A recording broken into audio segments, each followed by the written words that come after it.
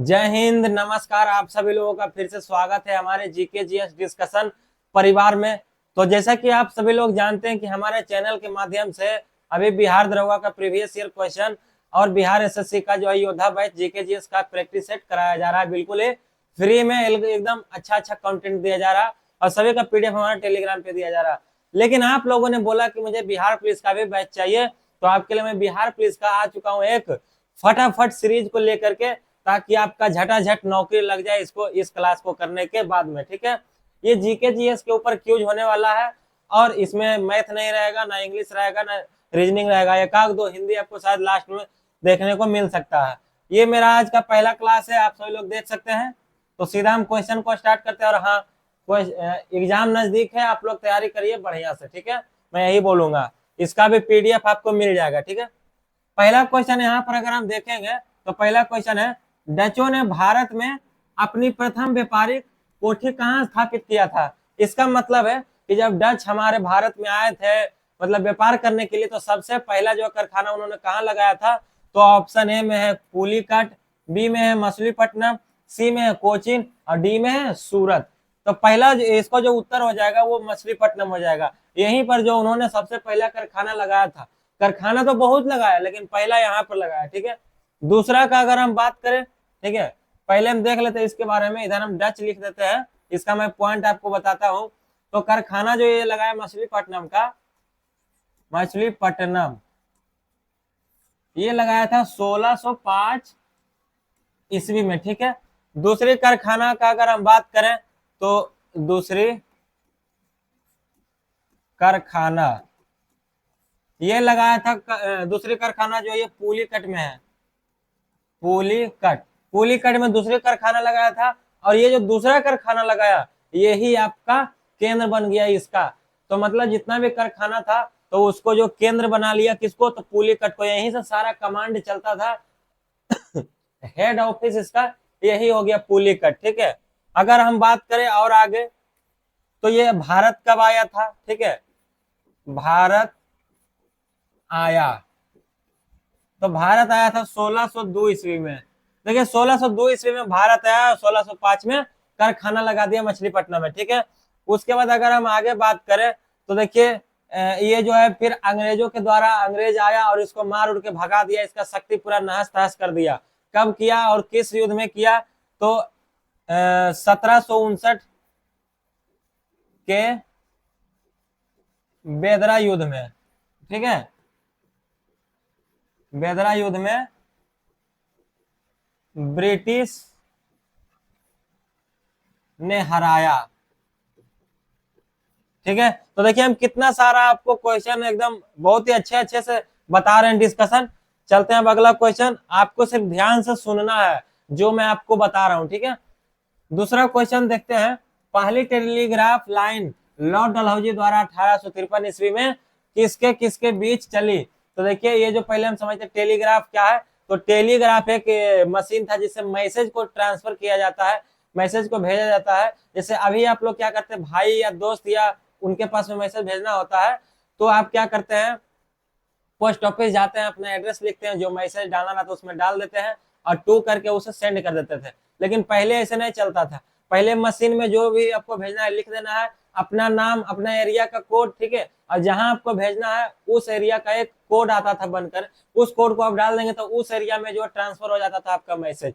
तो वही बोल रहा है कि लॉर्ड डलहौजी द्वारा 1853 ईस्वी में किसके किसके बीच जारी किया गया था। तो मुंबई और थाने, कलकत्ता मद्रास, बंबई और आगरा, कलकत्ता और आगरा। तो इसका जो सही उत्तर है वो हो जाएगा कलकत्ता और आगरा। ठीक है, अब इसके बारे में हम कुछ देख लेते हैं कि ये भारत में कब शुरू हुआ जी। भारत में शुरू ये हुआ 1851 ईस्वी में। ठीक है, उपयोगिक तौर पर। ठीक है, और इसके बारे में कुछ हम इंपोर्टेंट देख लेते हैं, जैसे कि रेल डाक सेवा, रेल डाक सेवा ये कब शुरू किया गया, तो 1854 ईस्वी में। फिर अगला हम बात करें जैसे कि पोस्ट ऑफिस, जो आप लोग अभी पोस्ट ऑफिस जाके करते हैं होंगे, कोई भी लेटर को सेंड करते हैं, पोस्ट ऑफिस, ऑफिस की शुरुआत ये भी हुआ था 1854 ईस्वी में। ठीक है, तो ये जितना भी मैंने आपको 2-3 बताया, ये आपको ध्यान रखना है। एक और है, जैसे कि ये टेलीग्राफ का अगर हम बात करें तो भारत और ब्रिटेन के बीच कब चलाया गया? भारत और ब्रिटेन के बीच टेलीग्राफ शुरू, ये हो जाएगा आपका आंसर 1865 में। ठीक है, अगला क्वेश्चन, अगला क्वेश्चन है तीसरा नंबर, डॉक्ट्रिन ऑफ लेफ्ट के प्रतिपादक कौन थे? तो पहला है Cornwallis, Robert Clive, Lord Hastings, और डी नंबर में है लॉर्ड डलहौजी। तो इसका जो सही उत्तर हो जाएगा वो हो जाएगा लॉर्ड डलहौजी। ठीक है, अब इसके बारे में देखिए, हम कुछ देख लेते हैं पॉइंट, जैसे कि लॉर्ड डलहौजी, लॉर्ड डलहौजी इन्होंने जो क्या किया था अवध को, ठीक है, अवध को अपने ब्रिटिश राज्य में मिला लिया। ठीक है, अपने अंग्रेजी राज्यों में मिला लिया, अंग्रेजी राज्यों में मिला लिया। कब मिलाया भाई? तो 1856 ईस्वी में। ठीक है, 1856 ईस्वी में जो है इन्होंने अवध को मिला लिया, और इन्होंने एक व्यापक नीति लाया था। ठीक है, व्यापक नीति। इस नीति के आधार पे क्या हुआ? तो पूरे जो अंग्रेजी राज्यों का विस्तार हुआ। ठीक है, व्यापक नीति के कारण। तो क्वेश्चन पूछेगा कि किस नीति के कारण पूरा अंग्रेजी राज्यों का विस्तार हुआ था? तो व्यापक नीति के कारण। ठीक है, अगला क्वेश्चन, अगला क्वेश्चन है 4 नंबर, राजा खारवेल का नाम जुड़ा है। ठीक है, राजा खारवेल का नाम जुड़ा है किस अभिलेख से? तो गिरनार के स्तंभ अभिलेख, जूनागढ़ के स्तंभ अभिलेख, हाथी गुम्फा अभिलेख से, या तो फिर सारनाथ अभिलेख से। तो इसका सही उत्तर हो जाएगा सी नंबर, हाथी गुम्फा अभिलेख। देखिए ये क्या है हाथी गुम्फा अभिलेख? तो इसमें जो है राजा खारवेल का बच्चा से लेकर के 13 साल तक के कहानी का इसमें विवरण मिलता है। ठीक है, और ये आपको कहाँ मिलेगा? हाथी गुम्फा अभिलेख कहाँ देखने को मिलेगा? तो उड़ीसा। ठीक है, उड़ीसा के भुवनेश्वर, भुवनेश्वर, उड़ीसा के भुवनेश्वर में उदयगिरी पहाड़ी का नाम आप सुने होंगे। ठीक है, उदयगिरी पहाड़ी के गुफा में आपको मिल जाएगा देखने को क्या? तो हाथी गुम्फा अभिलेख। ठीक है, इसमें अगर हम बात करें तो मैंने आपको बता ही दिया कि बच्चा से लेकर के 13 बरस तक की कहानी मिलती है, कि कहानी मिलती है किनका? तो राजा खारवेल का, राजा खारवेल का। ठीक है, अगला क्वेश्चन, अगला क्वेश्चन है 5वां नंबर, लोनार झील कहाँ अवस्थित है? लोनार झील, चलिए आसान सा क्वेश्चन है, आप लोग बता दीजिएगा। ठीक है, राजस्थान, सॉरी, राजस्थान, मध्य प्रदेश, महाराष्ट्र या कर्नाटक? इसका सही उत्तर हो जाएगा महाराष्ट्र। ठीक है, अगला क्वेश्चन, अगला क्वेश्चन की अगर हम बात करें 7वां नंबर, तो अगला क्वेश्चन है वायुमंडल में उपस्थित कौन सी गैस परावैंगनिक किरणों को अवशोषित करते हैं? देखिए बहुत ही अच्छा क्वेश्चन है, इसके बारे में आपको बताता हूँ डिटेल में। ये देखिए परावैंगनिक किरण क्या है? तो ये सूर्य से निकलने वाली एक किरण है जो कि हम लोगों के लिए जो है लाभदायक नहीं है, मतलब हम लोगों के लिए हानिकारक है। ठीक है, और इसी को जो है रोकने का काम करता है कौन सा गैस? तो मीथेन होगा, कि नाइट्रोजन होगा, कि ओजोन होगा, कि हीलियम होगा? तो इसको जो रोकता है वो रोकता है ओजोन। ओजोन गैस का आप नाम सुने ही होंगे। अगर ये नहीं रहेगा तो समझ लीजिए हम लोग भी नहीं रहेंगे, कहानी खत्म हो जाएगा, क्योंकि इसको रोक ही नहीं पाएगा और ये बहुत ही खराब होता है। सूर्य से डायरेक्ट निकल के पृथ्वी पर आएगा तो कहानी खत्म हो जाएगा पूरा। ठीक है, अब देखिए ओजोन परत का अगर हम बात करें तो ये देखिए ओजोन, ओजोन गैस ये 20 किलोमीटर मोटी होती है, 20 किलोमीटर मोटी। ठीक है, यहाँ पे मैं लिख देता हूं तब जो अभी तक चल रहा है, जब देखते हैं कब तक चलता है, ठीक है। उसके बाद अगर हम बात करें कि ओजोन गैस का जो खोज किसने किया था, ओजोन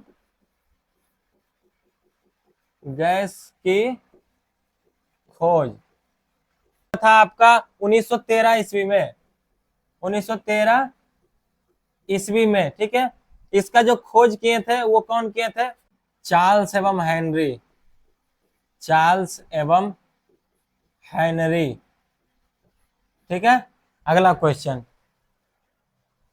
अगला क्वेश्चन 8 नंबर है, भारतीय रेलवे का डीजल इंजन, ठीक है, डीजल इंजन ध्यान देना है, वह किस शहर में स्थित है।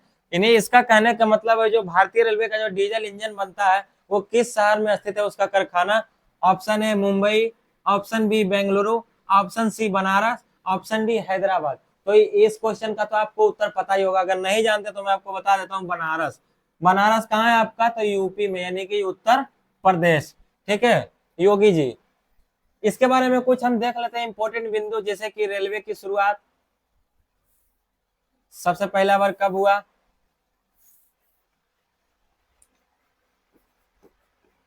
रेलवे की शुरुआत 16 अप्रैल 1853 में हुआ था, ठीक है। 16 अप्रैल,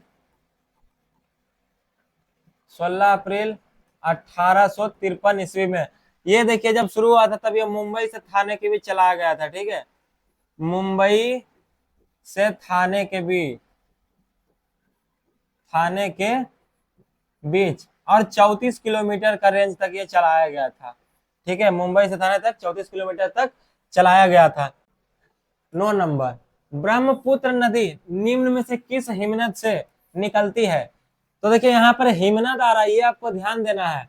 एक आता है क्वेश्चन ब्रह्मपुत्र नदी कहाँ से निकलती है, वो अलग क्वेश्चन हो गया, वो आपको हम बताएंगे, ठीक है। तो कौन सा हिमनद से निकलती है, ये तो सियाचिन होगा कि गंगोत्री होगा कि यमुनेत्री होगा कि चिमायू गंडुक होगा। तो इसका सही उत्तर हो जाएगा डी नंबर, चिमायू गंडुक, ठीक है। अगर इसका हम बात करें ब्रह्मपुत्र नदी के बारे में, ब्रह्मपुत्र नदी के बारे में, तो इसकी जो कुल लंबाई है, कुल लंबाई वो कितना है, 2900 किलोमीटर। अगर हम बात करें भारत में इसका विस्तार कितना, भारत में कुल लंबाई तो हो जाएगा 916 किलोमीटर। भारत में 916 है, पूरा 2900 किलोमीटर का, ठीक है। अब देखिए इस नदी को अरुणाचल प्रदेश में किस नाम से जाना जाता है, ठीक है, अरुणाचल प्रदेश, अरुणाचल प्रदेश में इसको किस नाम से जाना जाता है, तो दिहांग, ठीक है, दिहांग नाम से जाना जाता है। लेकिन तिब्बत में इसे किस नाम से जाना जाता है, तिब्बत में सांगपो के नाम से जाना जाता है, ठीक है, सांगपो के नाम से जाना जाता है। अगला क्वेश्चन 10 नंबर, अगला क्वेश्चन है, क्षोभ मंडल में सघनता कब बढ़ जाती है, क्षोभ मंडल में सघनता कब बढ़ जाती है। इसका थोड़ा सा मैं कम कर लेता हूँ, ये थोड़ा ज्यादा लग रहा है मेरे को पेन। तो पहला ऑप्शन है ग्रीष्म ऋतु में, शीत ऋतु में, बसंत ऋतु में, कभी नहीं। इसका आंसर हो जाएगा शीत ऋतु में, बी नंबर। अगला क्वेश्चन चलते हैं 11 नंबर, भारत में कॉफी का अधिकतम उत्पादन करने वाला राज्य, मतलब कि भारत में सबसे बड़ा राज्य कौन सा है जो सबसे ज्यादा कॉफी का उत्पादन करता है। तो इसका जो देखिए पहला ऑप्शन है आंध्र प्रदेश, दूसरा है गोवा, तीसरा है कर्नाटक, चौथा है तमिलनाडु। तो मुझे आशा है कि इसका क्वेश्चन जो आपको उत्तर जो आता होगा, ठीक है। तो इसका सही उत्तर हो जाएगा कर्नाटक। कर्नाटक में सबसे ज्यादा कॉफी का उत्पादन होता है इंडिया में। अगर पूरे वर्ल्ड में बात करें, ठीक है, कॉफी का उत्पादन पूरे वर्ल्ड में सबसे ज्यादा उत्पादन करने वाला देश, करने वाला देश जो है कॉफी का उत्पादन पूरे वर्ल्ड में सबसे ज्यादा करने वाला, ठीक है, यहाँ पे मैं थोड़ा सा मिटा, दो दो बार हो गया उत्पादन। सबसे ज्यादा जो करने वाला देश है वो हो जाएगा आपका ब्राजील। ब्राजील। अब देखिए इसे जो है कॉफी का पात्र भी कहा जाता है ब्राजील को, ठीक है, इसे कॉफी का पात्र भी कहा जाता है, ठीक है। अगला क्वेश्चन, सुंदरबन क्षेत्र में कौन सी मिट्टी अधिक मात्रा में पाई जाती है? लेटेराइट मिट्टी, लाल मिट्टी, या काली मिट्टी, या जलोढ़ मिट्टी? इसका सही उत्तर हो जाएगा जलोढ़ मिट्टी, ठीक है। अगला क्वेश्चन, इसमें देखिए आपका क्यूज टाइप का हो रहा है, तो अपने दिमाग को इसमें जांच करना है कि हम कितने पानी में हैं। अभी तक जितना आप लोगों ने तैयारी किया है तो क्या उतना दिमाग में है कि सारा निकल गया? वही टेस्ट चल रहा है आपका। 13 नंबर में देखेंगे अगला क्वेश्चन, निम्न में से किसका नाम वैज्ञानिक प्रबंधन सिद्धांत के साथ जुड़ा हुआ है? ठीक है, तो पहला ऑप्शन हो जाएगा बिशप साइक्ली, ठीक है, दूसरा ऑप्शन हो जाएगा हाइड्रिक गेलर, तीसरा हो जाएगा फेडरिक टेलर, चौथा हो जाएगा साइगन गवालो। तो इसका जो उत्तर हो जाएगा सही हो जाएगा सी नंबर, फेडरिक टेलर, ठीक है, फेडरिक टेलर। अगला question 14 number, grand truck road किस नाम से जाना जाता है?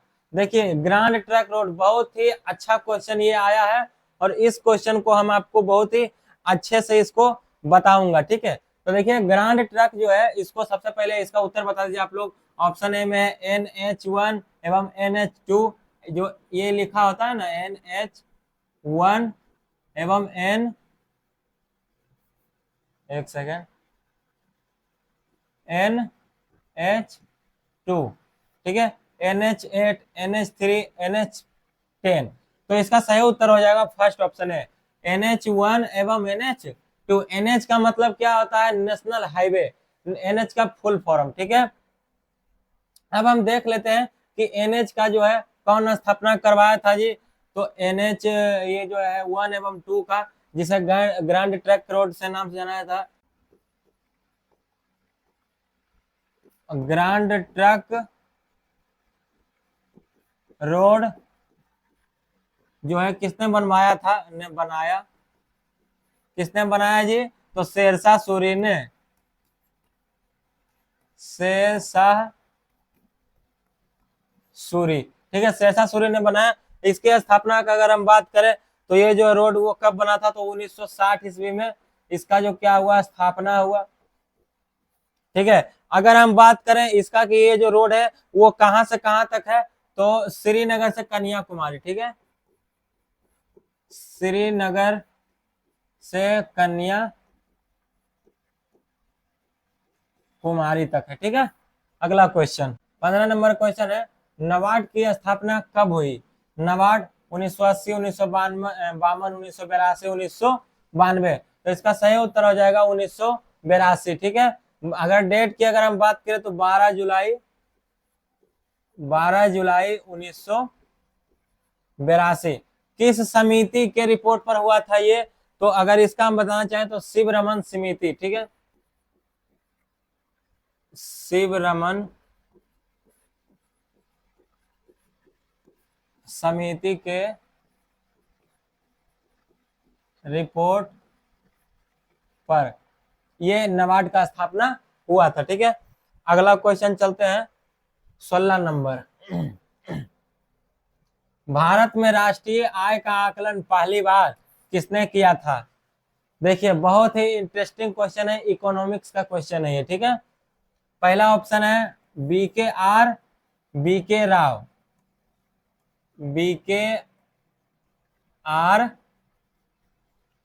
BK राव, ठीक है, या तो फिर दादा भाई नौरोजी ने, या तो फिर RC दत्त ने, या फिर DR गौडगिल ने, ठीक है। तो चलिए इसका आप लोग सही उत्तर बताइएगा। तो इसका जो सही उत्तर हो जाएगा ये पहला ही हो जाएगा आपका ये वाला, ठीक है, BKR, BK राव ने, ठीक है। लेकिन अगर हम भारत की बात करें सबसे पहले किसने किया था, तो दादा भाई नौरोजी हो जाएंगे आपके जो कि 20 रुपये प्रति व्यक्ति इनकम बताए थे सभी का, ठीक है। दादा भाई नौरोजी के द्वारा जो ये राष्ट्रीय आय आकलन निकाला गया, राष्ट्रीय आय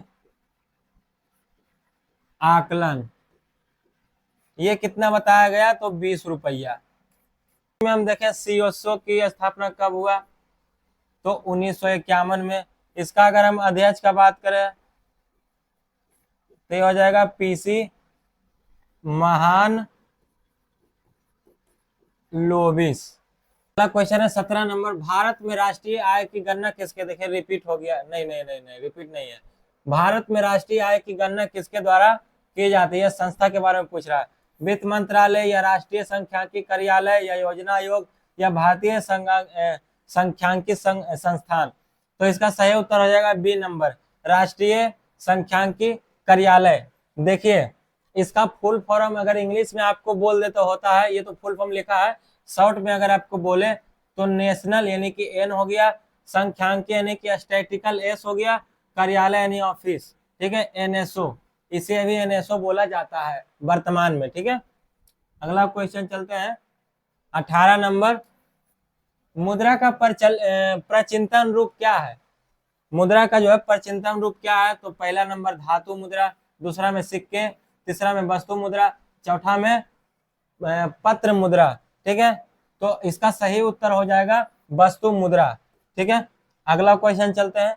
और हाँ देखिए, अगर मैं आपको पढ़ा पा रहा हूँ तो किस तरीके से, समझा पा रहा हूँ तो किस तरीके से, अगर अच्छा ना लगे तो ये भी बताइएगा कमेंट में कि मुझे क्या चीज का सुधार करना चाहिए, ताकि मैं अगले वीडियो में आपको सुधार करके वो चीज लाऊंगा, ठीक है। क्योंकि हर व्यक्ति कोई भी काम को जब पैदा होता है तब उसी समय से नहीं जानता, वो भी धीरे धीरे करके सीखता है, ठीक है।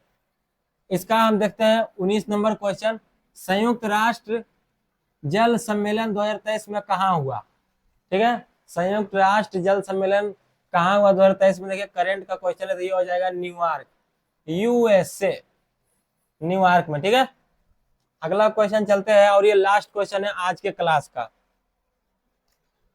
निम्न में से कौन सी संवैधानिक संस्था नहीं है, ये देखिए बिजोड़ क्वेश्चन है, संवैधानिक संस्था नहीं है। तो आधा तो देखने वाले विद्यार्थी यहीं पे फेल हो गए होंगे कि संवैधानिक मतलब होता क्या है जी। तो ये होता संवैधानिक मतलब कि जो संविधान में नहीं है लेकिन फिर भी वो संस्था काम कर रही है, अलग समिति कमेटी बना करके, ठीक है। तो लोकसभा का सचिवालय, केंद्र वित्त आयोग, मानवाधिकार आयोग, राज्य वित्त आयोग।